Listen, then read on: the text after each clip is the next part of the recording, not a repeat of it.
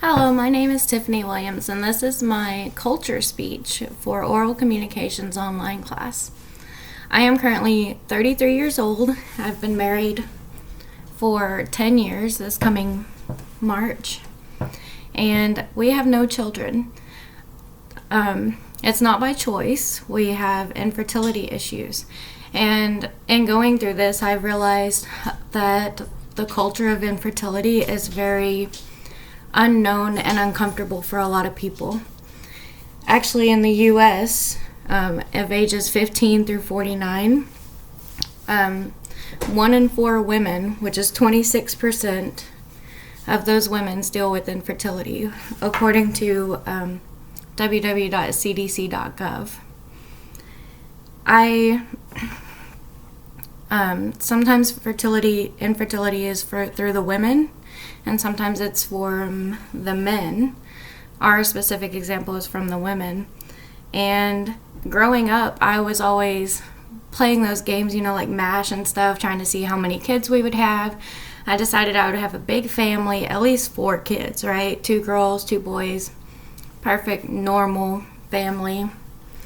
And then when we got married, we did not have kids. We went to a doctor, found out there was some trouble, and that was 8 years ago, and we still don't have kids. We have had pregnancies and just never been able to carry full term. We've done all kinds of treatments. We've went to other cities trying to find better doctors, and haven't had no success.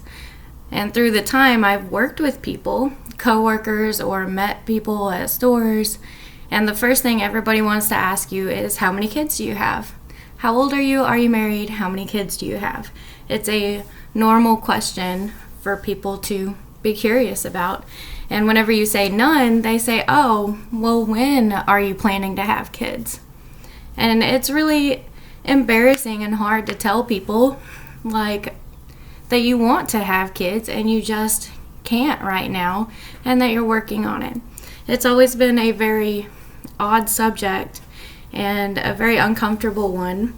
And honestly, 26% of the U.S. deal with it, so that's a quarter, of the United States women that deal with infertility. I think people need to be more comfortable talking about it, and understand that whenever you ask somebody why they don't just have kids, and you just need to relax and stop trying, or all you have to do is this and all you have to do is that, everybody wants to give you their opinion. Those are very hurtful, because there are medical reasons, there are other reasons, there are unknown reasons for some people that they just can't have kids, or they can't. It'll take a while. Some families just take a long time. And I have this little guy. This is an ovulation kit that every infertility, long-term at least, infertility family is familiar with and probably love-hates. But it's like $60 a month that I buy these little things. And it's got a little tester kit in it. And it's kind of sad because it gives you a smiley face, but the smiley face for the positive tells you when you're ovulating, not when you're actually pregnant. So you see the little smiley face and it gives you hope every month. Or you don't get the smiley face and then you're sad. But those little tests are just like any pregnancy test. And comparing the normal, you're struggling so hard to get that positive pregnancy test, and then you see all these people who accidentally get pregnant, or they find out they're pregnant and they want to tell the whole wide world.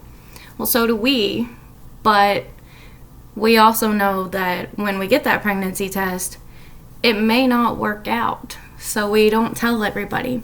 So whenever you meet a new coworker and they don't have kids, or you are trying to be friends with somebody and you realize they have issues, maybe giving advice or asking more questions into the situation is not the best thing to do, because it can be very, very hurtful.